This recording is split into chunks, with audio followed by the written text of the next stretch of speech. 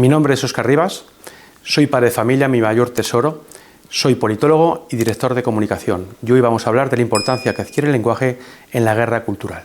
Los biólogos más avispados detallan un crecimiento inusual en el número de avestruces.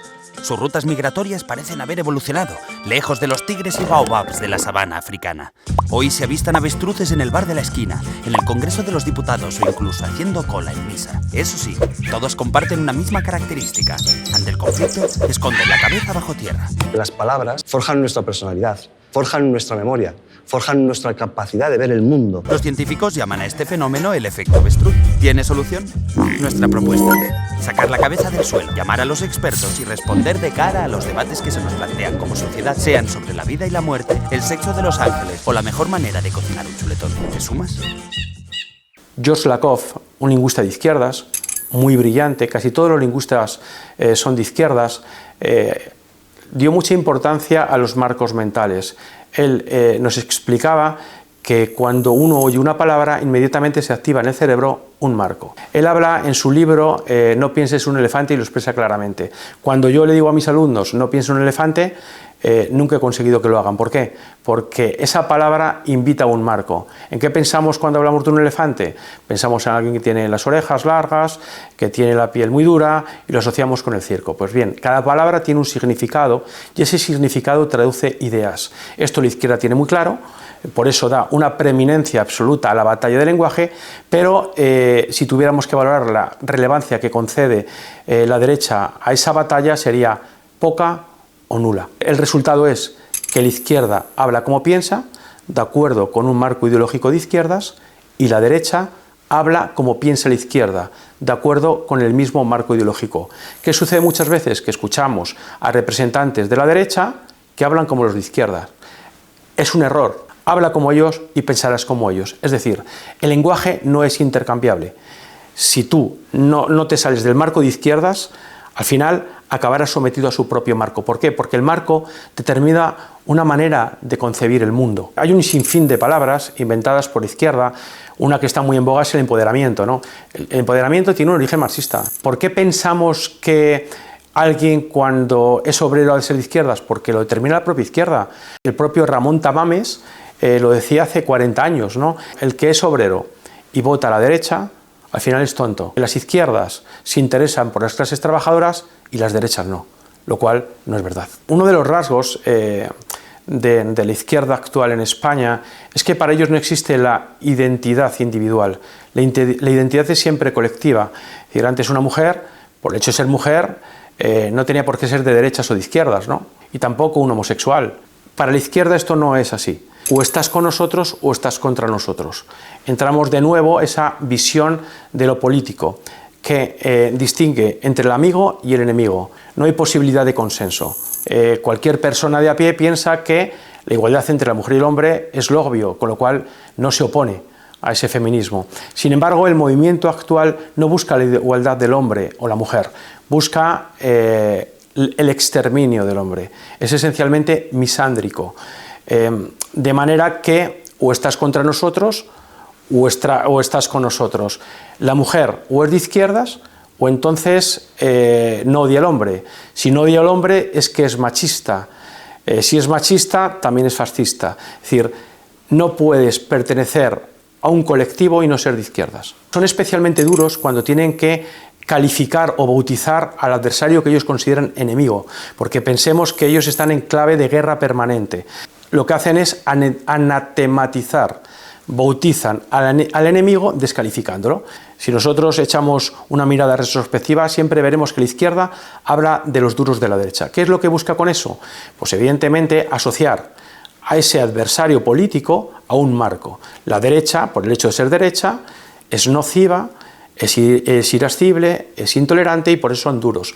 Sin embargo, esto es una trampa semántica, porque el antónimo de duros no es moderados, es blando. Es la trampa semántica en la que cae alguna parte de la derecha. Cuando la derecha insiste en que son moderados, lo que están haciendo es aceptar el marco que les impone la izquierda, porque quieren decir que no somos radicales, no somos extremistas. Otro de los apelativos con los que se descalifica a la derecha es la ultraderecha. Lo escuchamos permanentemente. La propia palabra ultraderecha suena mal. De hecho, cuando los propios medios de comunicación se dirigen a la izquierda, incluso a la más extrema, no se refieren como ultraizquierda, las llaman radicales. Por ejemplo, es decir, cuando las izquierdas llaman ultraderechas a los oponentes, ya inmediatamente lo que evoca esa palabra es que estamos refiriéndonos a una derecha extremista, a una derecha también intolerante, a una derecha dura, a una derecha dictatorial incluso. Es decir, pero alguna vez escuchamos incluso a los medios de comunicación referirse a la extrema izquierda como tal, como ultraizquierda, no, se refieren como radicales. Para la persona de a pie, que es al público al que se dirige la comunicación política, ¿qué es más extremo, el ultra o el radical? Evidentemente el ultra. Es más, si nos vamos a una de las acepciones fundamentales del radicalismo, de la radicalidad, es el que va a la raíz, que va a la profundidad, es decir, es lo contrario del verdaderamente extremista. Esto es fascismo, igual que en Italia y en Alemania. Otra de las palabras, de los anatemas que regala la izquierda a su oponente es el de fascismo. Hace unos años era una palabra que parecía de todo punto desterrada, sin embargo, hoy forma parte de la actualidad. La izquierda tiene permanentemente en la boca la palabra fascista. ¿Hay realmente un fascismo? Pues es obvio que no. Es decir, ¿pero por qué es tan importante para la izquierda el fascismo? Pues porque lo necesitan para completarse, para constituirse. Es decir, la izquierda parte de que la negatividad es constitutiva. De hecho, si yo me defino como antifascista, no tendría sentido que lo hiciera si no hubiera un fascismo previo. Es decir, si no hay fascismo no puede haber antifascismo. Por eso insisten en que el fascismo es una realidad, pero no es tal realidad, ¿no? Es decir, ¿qué han conseguido también la izquierda cuando se hablan de fascismo? Entender que es el mal absoluto. ¿Cuántas veces no hemos escuchado a representantes políticos acusar a la izquierda por el hecho de ser totalitaria de fascista? Hombre, la izquierda es totalitaria, hoy más que nunca, o por lo menos tanto como lo podía ser hace 80 o 90 años, pero no es fascista. Podríamos decir que es comunista. Pero han conseguido que parezca que el fascismo, que asocian al nazismo, no nos engañemos, y el nazismo ya sabemos lo que evoca, sea como más nocivo que el propio comunismo, que ha asesinado a 150 millones de personas, que está vivito coleando, que a mi juicio pues es el mal absoluto. ¿Cómo han conseguido en apenas unos años cambiar la realidad? Pues cambiando el sentido común. Uno de los dirigentes de esta escuela de izquierdas bolivariana decía que lo fundamental para que en España penetraran las ideas de extrema izquierda es que se asumieran como normales esas ideas. Antonio Gramsci pensaba que la ideología es sentido común, entendiendo el sentido común como una concepción del mundo que hemos heredado, que nos han impuesto unas élites, unas minorías dirigentes y que el pueblo ha aceptado de manera pasiva. Lo que dice esta escuela de izquierdas es que si cambias el sentido común, estás cambiando la manera de pensar de la gente. Es decir, un marco es una concepción del mundo, el sentido común es una concepción del mundo. Para ellos, el sentido común no es como nosotros lo entendemos, no hay un sentido común universal, objetivo. Para ellos es esencialmente subjetivo e ideológico. Igual que hay un sentido común de derechas, hay un sentido común de izquierdas. ¿Qué es lo que han hecho durante estos años? Sustituir el sentido común de derechas por un sentido común de izquierdas. Por eso hoy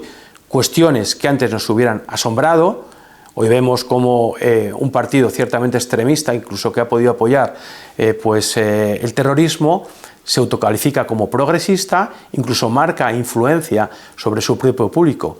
Es decir, ¿por qué ha sido eso? Bueno, porque hemos normalizado lo que no lo es. Ellos hablan de construir, pero realmente lo que están haciendo es fabricar un sentido común a su medida. Siempre hemos pensado que el terrorismo era en sí mismo malo, ¿no? Parecía que era una realidad obvia. Sin embargo, ahora escuchamos que el terrorismo es malo o bueno según de dónde venga. Es decir, ellos, digamos, dictaminan una realidad que fabrican a la medida de su propia ideología. Eso es lo que diferencia su sentido común, que es puramente ideológico, que es izquierdista, respecto a ese sentido común. Lo bueno y lo malo va en función de si eres de izquierdas o eres de derechas. Y eso determina la asunción de la realidad. La izquierda actual habla en clave de guerra porque piensa en clave de guerra. Para ellos el mapa político, que ellos han dicho y se han jactado de ello, es una contienda infinita. No creen en el consenso y no creen en la dignidad del adversario, al que consideran enemigo. Es decir, tradicionalmente el mapa democrático implicaba una diferencia de opiniones, ¿no? Para ellos solo cabe un pensamiento, que es el pensamiento que ellos imponen. De hecho, ellos hablan de irreversibilidad relativa. El objetivo, para ser hegemónicos, es consolidar un gobierno de 25 o 30 años. Todos sabemos que no existe una irreversibilidad relativa. Si es irreversible, no es relativo. Es decir, nos enfrentamos a una izquierda muy agresiva, porque no estamos hablando de una derecha democrática, no cree en la democracia, no cree en la diversidad de las ideas, en el pluralismo. Ellos buscan exterminar a aquellos que no piensan como ellos. La derecha sobra. Para ellos no existe el azul, existe el negro o el blanco. Es decir, las realidades son antagónicas y es el otro el que a mí, como decía anteriormente, me constituye. Es decir, lo que me reafirma no son mis principios, sino los principios del otro. Son ellos los que me completan. Entonces, ¿por qué quieres matarme? Yo no quiero matarte. Tú me completas. Bueno, estas ideas y muchas más, estamos hablando de un libro de más de 350 páginas, se pueden encontrar en mi libro Venenosos, cómo combatir el lenguaje totalitario de las izquierdas. Yo llevo más de 10 años leyendo a las izquierdas, es decir, cuando todavía no eran conocidas. Lo que me ha llamado poderosamente la atención es la rapidez con la que han obrado y cómo han conseguido que sus ideas se impregnaran en la sociedad española. Lo primero, tener claro que la situación no es irreversible. Para revertir el lenguaje, lo primero que hay que hacer es conocer al enemigo. Una vez que conoces al enemigo porque lo has leído, es entender cómo utiliza el lenguaje. Si sabes cómo utiliza el lenguaje, sabrás también de su importancia. Y una vez que tienes estos tres aspectos, eres consciente de la relevancia que adquiere tu propio lenguaje. Las palabras que utilicemos tienen que evocar el marco que a nosotros nos interesa. Si hablamos como ellos, pensaremos con ellos. Con lo cual tenemos que establecer un relato propio y un lenguaje propio. Pero sobre todo tenemos que tener claro que nada de lo que está sucediendo es irreversible y que depende de nosotros darle la vuelta.